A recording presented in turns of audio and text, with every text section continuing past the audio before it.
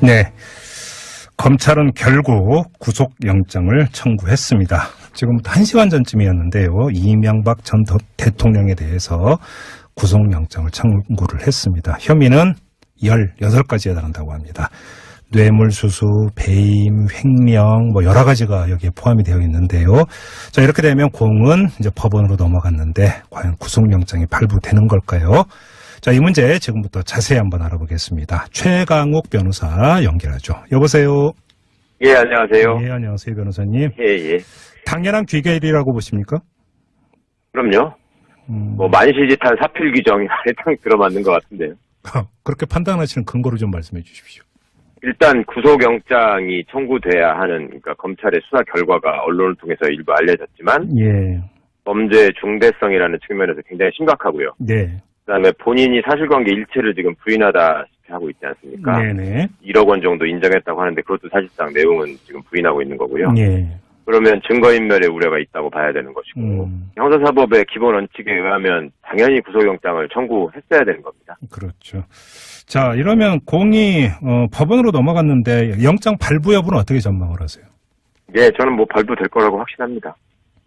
그럼 확신의 근거도 말씀해 주시는 똑같은 이유입니까? 지금 말씀하신 바로? 네, 그렇습니다. 기본적으로 구속영장 발부의 요건을 충족하고 있고요. 예. 그다음에 법원이 영장을 심사하는 데 있어서 네. 가장 중점적으로 들여다보는 것은 범죄 혐의가 어느 정도 소명되고 있느냐라는 걸 우선적으로 보죠. 예. 그런데 지금 저희가 쭉 보도를 통해서 접했습니다만은 측근이나 핵심 신복들이 전부 자수서를 제출하는 형태로 본인의 잘못을 인정하고 또 이제 다스의 실소유주 등 기타 문제의 모든 것이 다 이명박 씨가 주범이다라는 진술을 다 한 상태입니다. 오늘 오후에는 사위까지 자수서 냈다는 보도가 있더라고요. 아, 그렇습니까? 그건 네. 못 봤는데, 예. 5억 원. 자수서라고 하는 거는 범행을 인정하는 사람이 내는 거거든요. 그러니까요. 그러니까, 예, 나도 범인이다. 그런데 내가 혼자 한 게 아니라 주범이 시켜서 했다. 이 얘기를 한 겁니다. 5억 원 전달됐다는 의혹 있지 않았습니까? 네. 이거에 대해서 이명박 전 대통령 측에 전달을 했다라는 자수서를 제출을 한 것으로. 그러니까 피의자로 입건된 후에 자수서를 사유가 냈다는 이런 보도가 오늘 있었습니다. 네. 이렇게 그러니까 되어버리면 재판에서 또 여러 가지 영향을 미친다고 봐야 되겠죠, 그러면? 법원 입장에서 볼 때야, 예.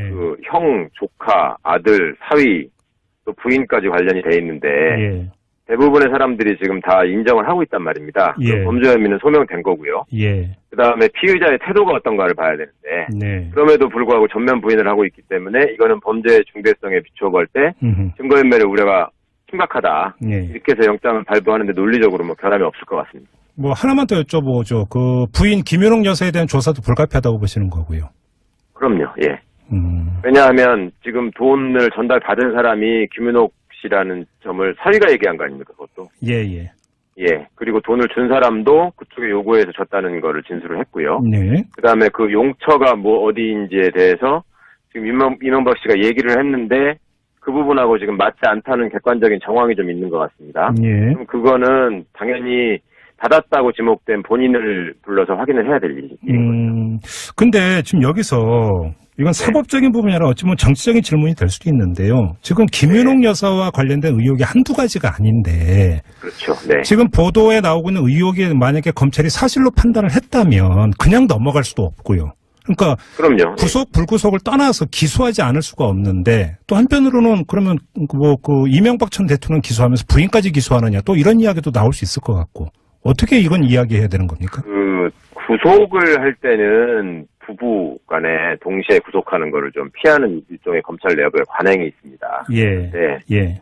기소하는 부분에 있어서는 불구속 기소는 충분히 가능한 상황이고요. 예. 그 다음에 피의자로 입건이 된다면 그 진술하는 분의 태도가 어떤 것이냐에 따라서 검찰도 입장을 정하겠죠. 예. 그러니까 어느 정도 인정하고 수사에 협조한다면 기소 여부를 다시 한번 생각해 보는 것도 있을 수 있겠지만 네. 그렇지 않고 남편처럼 전면 부인으로 일관하면 역시 기소를 해서 법원의 판단을 받을 수밖에 없는 거죠. 그럼 검찰이 선택의 여지를 아예 김윤옥 여사가 뺏어버리는 거네요. 만약에 부인하고 이런다면.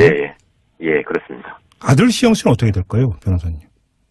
아들은 아무래도 적극적으로 범행에 나서서 네. 뭘 주도한 바는 없기 때문에요. 예. 기소 여부나 구속 여부에 대해서 신중하게 판단을 하겠지만, 네. 그런데 제가 지금 전에 나오는 여러 얘기를 들어보면 이게 최소한 방조범 내지 공범으로서 역할한 지점들은 분명히 있는 것 같습니다. 네네. 그래서 그 부분에 대해서는 조사가 어느 정도 이루어졌는지를 모르겠는데 만약에 그 부분도 확인이 된다면 교과서적으로는 기소가 함께 돼야지 맞습니다. 아니 그러니까 엊그제 나온 뉴스 하나만 가지고 이야기를 하더라도 큰아버지가 되는 거죠. 이상은 회장. 네. 이상은 회장의 그 통장 가져오라 해가지고 그 배당금을 받아서 자기 전세금으로 썼다는 거 아닙니까? 수억 원을. 그렇죠. 네네. 또 그 부분에 대해서 네. 아버지는 나는 모르는 일이고 우리 형하고 아들 사이에 있었던 일이다. 회사 안에서 예. 지금 진술을 했다는 거잖아요. 예예. 그러니까 그 부분은 본인은 이제 그거에까지 어떤 공범으로 엮이고 싶지 않아서 그렇게 얘기를 했을 것 같은데 예. 그 이시영 씨 입장에서는 본래 이상은 회장 명의로 돼 있는 통장에 들어가는 배당금은 예. 우리 아버지 거니까 통장을 나한테 달라. 그렇게 하고 자기 마음대로 쓴 거 아닙니까? 예. 그러니까 이거는 최소한을 보더라도 증여인데 세금을 전혀 안 내고 10억이 넘는 돈을 그냥 썼다는 거거든요. 예. 그러면 기본적으로 조세 포탈에 해당이 되는 거고요. 그다음에 이게 뭐 100불을 양보해서 이상은 씨 돈이 맞다. 라고 치더라도 그럼 남의 돈을 갖다가 왜 함부로 쓰느냐 이거는 명백한 업무상 횡령이거든요. 예. 그러니까 법률적으로도 상당히 이시영 씨도 곤란한 상황에 있는 거고요. 단지 그것이 누구하고 어느 정도 공범관계가 되느냐의 문제만 남은 것이지. 예. 교과서적으로는 이시영 씨도 피의자로 입건돼서 그 처벌받는 게 맞습니다. 아까 말씀드렸던 사위도 지금 피의자로 입건된 상태라고 제가 들었는데. 네. 그럼 경우에 따라서 직계거주기 도대체 몇 명이 기소가 될 수 있다는 이야기가 됩니까, 이러면? 그러게 말입니다. 이런 경우 보셨어요, 변호사님?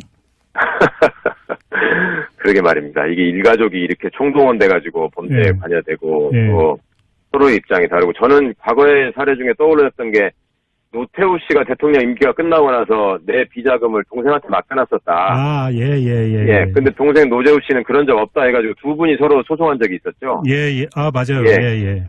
예, 근데 그때도 둘이 다 무슨 뭐 입건돼가지고 구속되고 처벌받고 돈 문제로 그러지는 않았던 것 같은데 이번 일은 참 하여튼 세계적으로도 잘 없는 일일 것 같습니다. 아니, 그 제 기억에 전두환 그 전 대통령 뭐 동생 경환 씨, 형도 있었는데. 형 기환 씨. 예, 뭐 있었지만 그건 다 별건으로 따로따로 이제 그 사부 처리가 됐던 경우고. 독자적인 권력형 비리로 그분들은 다 따로따로 사법 처리가 된 거고요. 그러니까. 동시에 이렇게 수사가 이루어진 적은 없었죠. 제 기억에 이런 경우를 본 기억이 없어서 한번 질문을 드려봤는데. 예. 자, 재판에 넘겨진다고 가정을 하고요. 지금 주목해서 봐야 되는 게 지금 검찰이 영포빌딩 지하 2층을 압수수색을 해가지고 상당량의 문서를 확보를 했다는 거 아니겠습니까? 여기서 결정적인 물증이 많이 나왔다라는 건데 지금 이명박 전 대통령 측에서는 이거에 대해서 행정소송을 걸어놨단 말이죠. 그러니까 결국은 그 분석이 어떻게 나오고 있냐면 검찰이 부당한 방법으로 증거물을 입수했기 때문에 이건 증거로서 인정될 수 없다라고 재판에서 주장하기 위해서 행정소송까지 간 것 아니냐. 이런 분석이 나오고 있는데 이 지점을 어떻게 읽어야 되는 겁니까? 그러니까 워낙 이제 사실관계에 대해서 다투거나 변명할 여지가 없다 보니 그럴 때 법률가들이 조언하는 것은 이제 절차의 흠결을 문제 삼아라 조언을 하게 되거든요. 그러면은 이제 많이 들어보셨겠지만 유법 수집 증거. 네, 그렇죠. 는 배제한다는 법칙이 있지 않습니까? 독수독과 이론이라고 하는 그거죠, 그게. 네네. 거기에 기대서 이제 그 모양을 만들어 보려고 그런 법률적 시도를 한 것 같습니다. 그런데 검찰도 그러한 점을 예상해서 맨 처음에 이걸 압수해가지고 왔을 때 대통령 기록물에 해당하는지 여부를 먼저 판단을 했고요. 그래서 추가로 대통령 기록물 관리법 위반에 대한 영장까지 발부를 받은 상황입니다. 그러면 법원이 이미 이 자료는 증거로서 압수해야 될 가치가 있다라고 먼저 판단을 한 거거든요. 그 단계에서 법원이 이 자료를 가져오는 것 자체가 대통령 기록물을 가져오는 게 불법이라서 안 된다라고 했으면 영장이 안 나왔겠죠. 그러니까 사실상 판단은 이루어진 거고요. 어찌 보면은 굉장히 필요 없는 형식적 투집을 잡고 있는 것 같습니다. 그만큼 궁하다는 얘기라고밖에 안 보였습니다. 이명박 전 대통령 측의 그런 시도가 법원에서 받아들일 가능성은 거의 없다. 그럼에도 불구하고 박근혜 전 대통령의 재판에 준해서 보면 박근혜 전 대통령 측이 검찰의 증거물을 다 부동의하는 바람에 인정하지 않는 바람에 심리가 100번까지 갔던 것 아니겠습니까? 이렇게 뭐 한참 길어질 가능성은 어떻게 보세요, 재판이? 그렇죠. 재판을 최대한 끌려고 하긴 할 겁니다. 그래요? 부동의라는 말은 증거에 동의한다고 해서 내가 그 증거를 인정하고 범죄를 자백한다는 말은 아니거든요. 증거에 부동의한다는 말은 그 증거가 존재하는데 네. 나는 그 내용을 인정할 수 없다. 내지는 뭐 내가 그렇게 말한 사실이 없다. 아니면 그런 취지가 아니다. 그다음에 그 사람 얘기는 아마 그런 뜻이 아닌데 검찰이 이쪽으로 몰고 갔을 것이다. 네. 이런 주장을 할 때 이제 그 부동의를 하거든요. 예. 그럼 부동의로 나타나는 효과는 검찰에서 이미 진술을 한 번 한 사람을 상대로 법원이 증인신문을 하게 되는 효과가 있는 겁니다. 예. 그러니까 지금 조사 과정에서 피의자인 이명박 씨가 본인의 범죄 사실을 전면 부인하고 있기 때문에 네. 그렇게 되면 죄송합니다. 논리적으로도 당연히 증거를 부동의해야 되는 거고요. 예.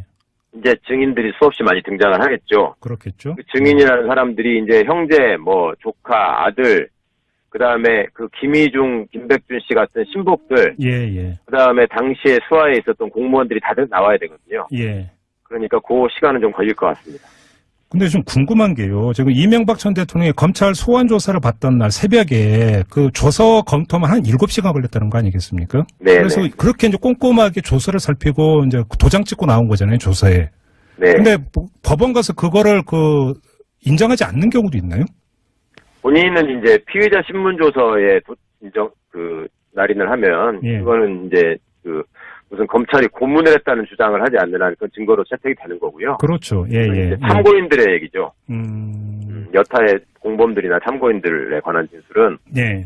자기가 얘기한 게 아니기 때문에 예. 그 부분은 이제 소위 법이 말하는 전문 증거가 되는 거고요. 아, 예. 예, 직접 증거가 아니고 그 사람들이 내가 이렇게 알고 있다, 내가 이렇게 했다 이런 말을 하는 거 아닙니까? 네네. 이제 그럴 때는 형사소송법상 증거에 동의하는지 여부를 확인하게 되고, 예. 그게 동의를 하지 않으면 증인신문을 해야 하고요. 네. 그리고 증인신문 과정에서 본인이 진술한 내용이 적혀있는 서면을 검사가 제시합니다. 그러면 그 진술을 했던 사람이 이거 내가 말했던 거 맞다. 네. 그리고 내가 확인하고 도장 찍은 거 맞다. 이러면은 또 증거로 채택이 되거든요. 네. 그러니까 그거는 반드시 증인으로 출석해서 인정을 해야만 하기 때문에 네네. 잘 버티게 되는 겁니다. 알겠습니다. 뭐 재판 전망 이야기 나왔으니까 가장 첨예하게 맞붙을 대목이 어디라고 보세요? 변호사님 어떻게 전망하세요? 이제 뇌물죄를 많이 기본적으로 다투겠죠. 예. 그러니까 이제 그거는 정치자금이라고 주장하면서, 왜냐하면 대통령이 되기 전에 받은 돈도 꽤 있으니까요. 그렇죠. 예. 그러면서 공소시효가 완성됐다고 하면서 액수를 빼려고 할 거고요. 네. 그 다음에 뭐 대가성이나 직무 관련성이 없다라는 주장을 하면서 이거는 대통령으로서 한 게 아니고 뭐 후보 때 한 것이고 뭐 다른 경제적인 이유 때문에 한 것이고라고 얘기를 할 수 있겠습니다. 예. 이게 왜 그걸 가지고 심하게 다툴 것 같냐면 뇌물죄가 지금 법정형이 제일 중하거든요. 그렇죠. 예. 예, 1억 원만 넘어도 징역 10년 이상이 되지 않습니까? 네. 그러니까 본인 입장에서는 굉장히 심각한 상황인 거고요. 네. 그러니까 이제 그걸 최대한 많이 다툴 것 같습니다. 이건 단순하지 못한 근본적인 질문일 수도 있는데요. 지금까지 많은 국민들이 다스는 누구 겁니까? 물어본 거잖아요. 네. 그리고 법원 판결에서 다스는 MB 겁니다라고 법원 판결이 나온다고 가정을 해보죠. 네. 그럼 이제 그다음부터 다스는 공식적으로 MB께 되는 겁니까? 변호사님? 뭐 공식적으로 다스가 누구 거다라고 뭐 정해주는 거야 없겠지만 네. 법원이 그렇게 판단을 하면 법적인 판단으로 다스의 실소유주가 입증이 되는 거고요. 네.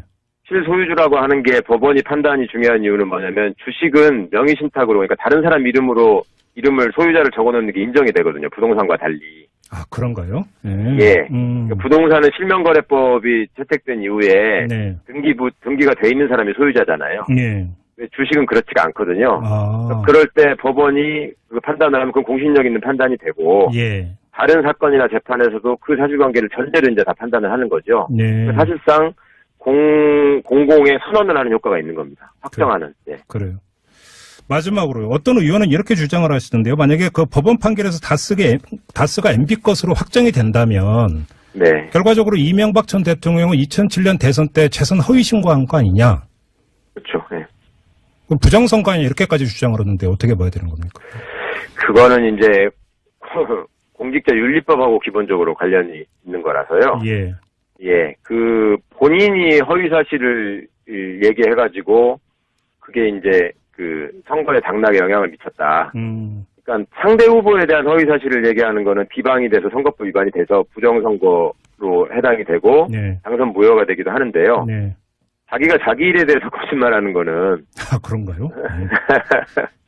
네, 근데 하여튼 서울시장 때부터도 이미 재산 등록 대상자였고요. 네. 그 전에 국회의원 때부터 그랬기 때문에 이거는 뭐 공직자로서의 도덕적인 기반이 완벽하게 무너지는 거죠. 그러니까 어찌 보면 뭐 버스 지나간 다음에 쓸데없는 질문인 것 같지만 사실은 원칙적으로 또 짚어야 되는 것이기도 하기 때문에 한번 질문 드려봤습니다, 변호사님. 네.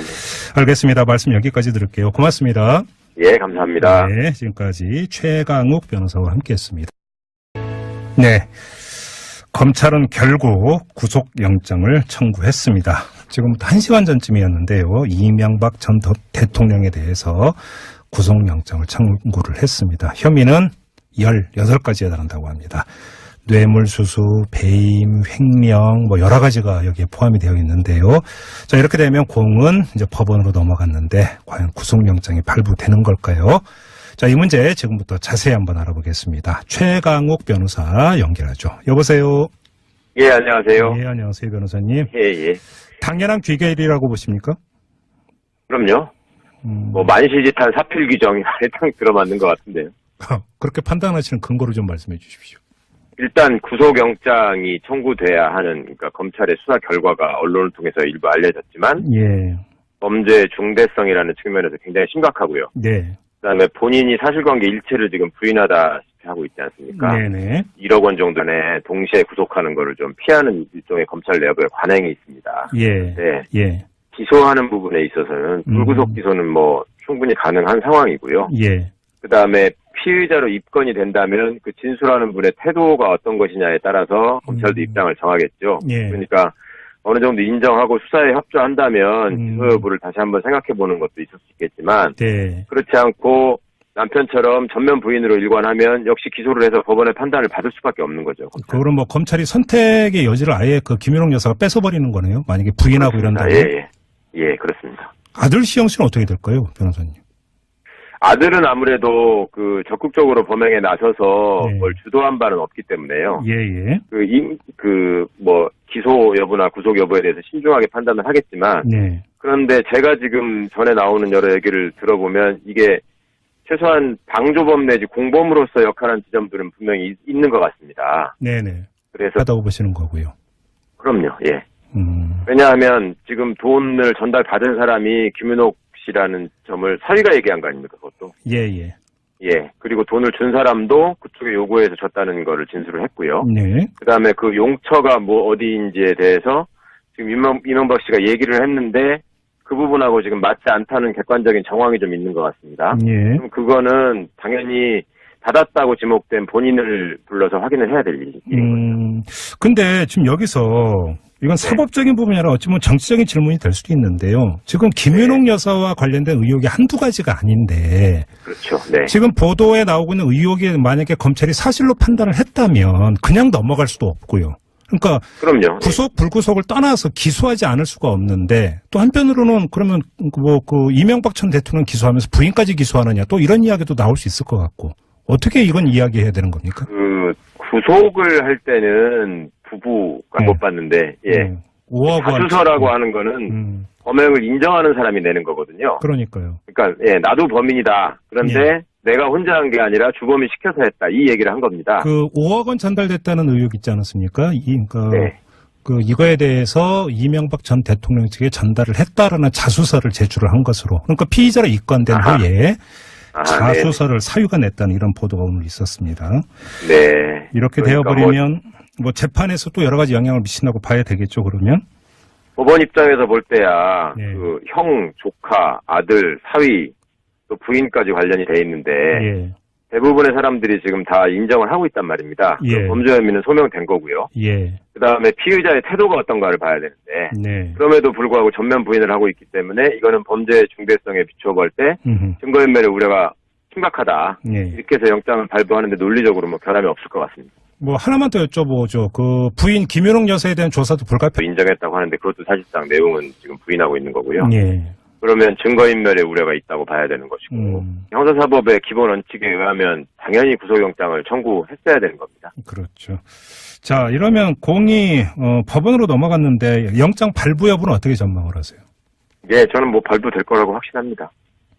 그럼 확신의 근거도 말씀해 주시는 똑같은 이유입니까? 지금 말씀하신 바로? 네, 그렇습니다. 기본적으로 구속영장 발부의 요건을 충족하고 있고요. 예. 그다음에 법원이 영장을 심사하는 데 있어서 네. 가장 중점적으로 들여다보는 것은 범죄 혐의가 어느 정도 소명되고 있느냐라는 예. 걸 우선적으로 보죠. 예. 그런데 지금 저희가 쭉 그 보도를 통해서 접했습니다만은 측근이나 핵심 신복들이 전부 자수서를 제출하는 형태로 본인의 잘못을 인정하고 또 이제 다스의 실소유주 등 기타 문제의 모든 것이 다 이명박 씨가 주범이다라는 진술을 다 한 상태입니다. 오늘 오후에는 사위까지 자수서 냈다는 보도가 있더라고요.